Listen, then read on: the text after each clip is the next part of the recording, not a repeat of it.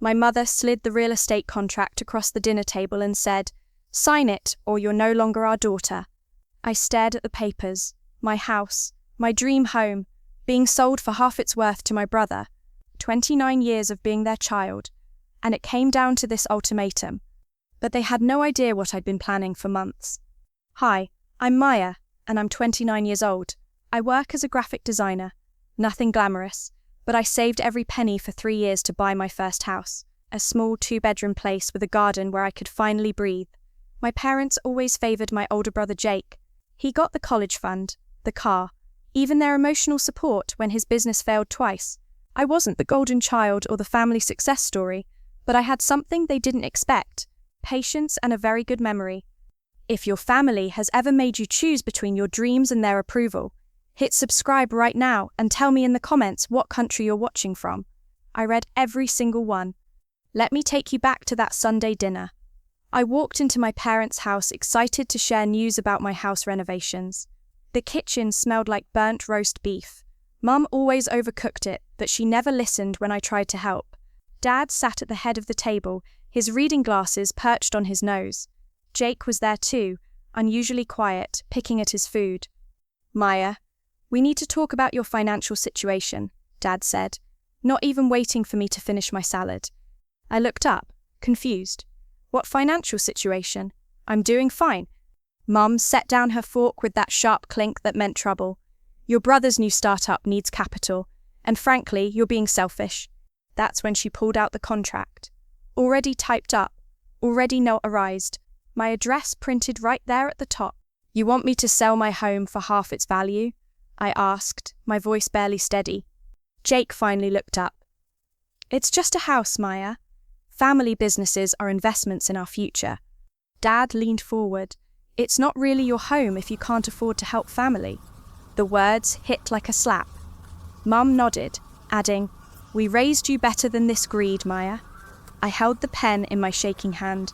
The contract showed $180,000. I knew my house was worth at least $320,000. The silence stretched between us like a rope about to snap. "Sign it tonight," Dad said, "or don't bother coming to Christmas, birthdays, or anything else." I asked for 24 hours to think it over. They agreed, confident I'd cave. I always had before. As I left that night, I took photos of the contract with my phone. What they didn't know was I'd been recording every family dinner for 2 months. The pressure started immediately. My phone rang constantly, text after text from Mum. "Your grandmother would be ashamed of your selfishness. Jake is family. This is what family does. We sacrificed everything for you kids." Then, Jake showed up at my office. My boss, Mr. Peterson, raised an eyebrow when I told him my brother needed to see me urgently. "I'll pay you back in 5 years, I promise," Jake said in the hallway. "You know I'm good for it." But I remembered his restaurant, the one that failed after 8 months, the catering business that never got off the ground. My stomach twisted as my coworkers walked past, pretending not to stare. The second betrayal came at my cousin Lisa's birthday party. I walked into the backyard barbecue, thinking it would be normal family time. Instead, Mum was already talking to my Uncle Tom and Aunt Janet. "Maya's having some money problems," Mum said loud enough for the whole party to hear. "She might lose the house." Uncle Tom turned to me with genuine concern. "Maya, your parents said you might lose the house? I had no idea you were struggling." I felt my face burn red. "I'm not struggling. That's not what's happening." Aunt Janet patted my shoulder. "Maybe you bought more house than you could afford, dear. It happens to young people." I left early, my hands shaking as I drove home. They were spreading lies about me to justify stealing my house. The third betrayal was the worst. I came home from work to find my parents' car in my driveway. They were sitting at my kitchen table with a stranger, a notary. "Enough games, Maya," Dad said. "Sign it now or we're done." Jake was already measuring my living room with his eyes. "I'm thinking about knocking out this wall," he said to Mum. "Open up the space." "How did we raise such a selfish daughter?" Mum asked, dabbing at fake tears. That's when I learnt Jake had already spent money. A down payment on equipment for his latest business idea. Money he didn't have. Betting on my house sale. "You'll thank us later when you see how successful Jake becomes," Dad said. I kept thinking they'd remember I was their daughter too, but I was wrong. They assumed my silence meant I was giving in. Jake started planning renovations to my house. My house. They talked about my stubbornness, like I was a child throwing a tantrum. "She'll come around," Dad told Jake over the phone. "She always does." But what they didn't know was I'd been recording every conversation since Jake's last business failed. I had audio of them discussing getting Maya's money weeks before that dinner. They thought I was naive, but I was building a case. I'd secretly gotten my house appraised. $320,000, not the $180,000 they wanted to pay me. I also learnt something else. Jake didn't just need startup money. He owed creditors $75,000 from his failed restaurant. My parents had signed as guarantors on his debts. My house wasn't going to help Jake's business. It was going to pay his debts. My college friend Sarah is a family lawyer now. She'd been advising me for weeks. "Maya, this sounds like financial abuse," Sarah warned me. "You need to protect yourself." I was building legal protections without my family knowing. For the first time in 29 years, I was putting myself first. Sarah analysed everything. What they're doing is called financial coercion. It's actually illegal. I also met secretly with Marcus, the top realtor in town. He pulled up comparable sales in my neighbourhood. "Your parents are trying to steal $140,000 from you," Marcus said, showing me the market analysis.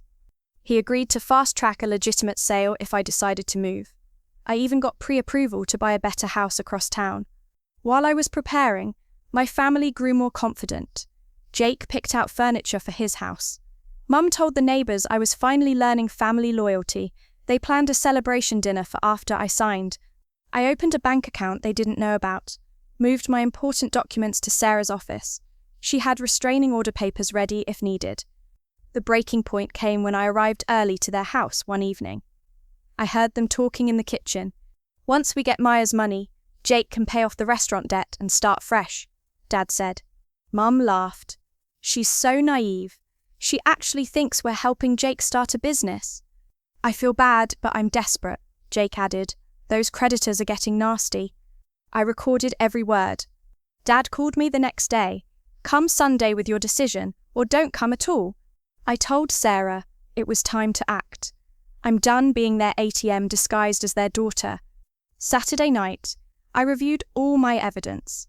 Sarah's final advice echoed in my head. "You're not destroying the family, you're protecting yourself from their destruction." Sunday arrived. I walked into their dining room with a folder of documents. The contract sat on the table like a trap. Mum smiled that fake smile. "We knew you'd make the right choice, sweetheart." I sat down calmly and placed my papers on the table. "Before I sign anything, I want you to hear something." I pressed play on my phone. Their voices filled the room. "She's so naive. She actually thinks we're helping Jake start a business." Dad's face went white. "Maya, what are you doing?" "What you should have done. Protecting my finances from family who sees me as a piggy bank." I spread out the evidence. Jake's real debt, $75,000 to creditors, not startup capital. Their signatures as guarantors on his failed business loans. "You're not helping Jake succeed. You're saving yourselves from his debts." Jake's shoulders sagged. "Maya, please, they're threatening to sue Mum and Dad too." I pulled out the professional appraisal. "My house is worth $320,000. You want me to lose $140,000 to fix Jake's mistakes?" Dad tried one last manipulation. "Family is more important than money." "Then why didn't Jake's family loyalty stop him from bankrupting you?" I put my phone on speaker and called Sarah. "What you're attempting is financial coercion, which is illegal in this state," Sarah's professional voice announced. "The recordings clearly show premeditation to defraud Maya of her property." The power in the room shifted. I had evidence. I had legal backing. I had options. "Here's my offer," I said. "I'll lend Jake $20,000 at fair interest to help with debts. That's it, but I will never again be your solution to Jake's problems." Mum's voice cracked. "Maya, please, we're your parents. We raised you. You raised me to be independent. Congratulations, it worked." Jake looked broken. "I never wanted it to go this far, Maya." Dad made one last attempt. "If you don't help us, we'll lose the house too." I stood up. leaving their unsigned contract on the table. I've been your daughter for 29 years, but I've been Jake's backup plan for too long. I picked up my evidence folder and walked toward the door. When you're ready to treat me like family instead of a bank, call me. I left them sitting there, staring at each other, finally understanding they'd lost me. Within a month, I bought a better house in a nicer neighborhood. My graphic design business grew as I focused energy on work instead of family drama. For the first time in years, I wasn't walking on eggshells around my own family. My parents struggled with Jake's debt payments. His business failed again within 6 months. They realized I was their most financially stable child. They lost their retirement piece trying to fix their golden child. After 6 months of no contact, they called. A real apology this time. They admitted the manipulation. We're slowly rebuilding our relationship, but with new boundaries. I learned the difference between being loved and being used. Family loyalty shouldn't cost you your dreams or financial security.